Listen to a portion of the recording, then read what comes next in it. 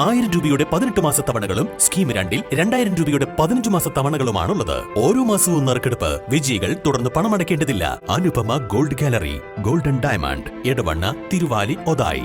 എടവണ്ണ ടൗണിൽ ബസ്സുകൾ നിർത്തി യാത്രക്കാരെ ഇറക്കാനും കയറ്റാനും കഴിയാത്ത രീതിയിൽ ടൗണിലുള്ള അനധികൃത പാർക്കിംഗും എടവണ്ണ ഭാഗത്തു നിന്നുമുള്ള ഓട്ടോറിക്ഷകളുടെ സമാന്തര സർവീസും ഒഴിവാക്കാൻ അടിയന്തര നടപടികൾ വേണമെന്ന് all Kerala bus operators organisation Nilambur taluk committee ആവശ്യപ്പെട്ടു.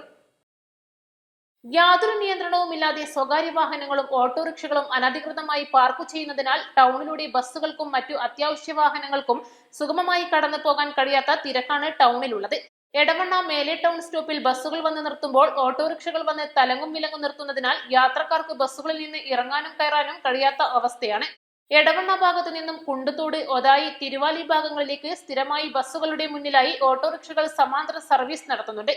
മഞ്ചേരിയിൽ നിന്നും നിലമ്പൂരിൽ നിന്നും യാത്രക്കാരെ ഇറക്കി വരുന്ന ഓട്ടോറിക്ഷകൾ എടവണ്ണ ഭാഗത്ത് നിർത്തി ബസ്സുകളിൽ കയറിപ്പോകാൻ നിൽക്കുന്ന യാത്രക്കാരെ കയറ്റിക്കൊണ്ടുപോകുന്നത് പതിവായിട്ടുണ്ട്.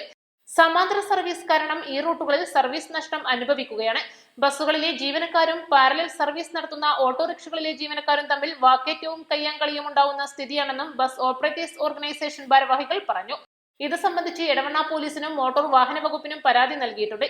യോഗത്തിൽ ജില്ലാ പ്രസിഡന്റ് മുസ്തഫ കളത്തുംപടിക്കൽ അധ്യക്ഷത വഹിച്ചു.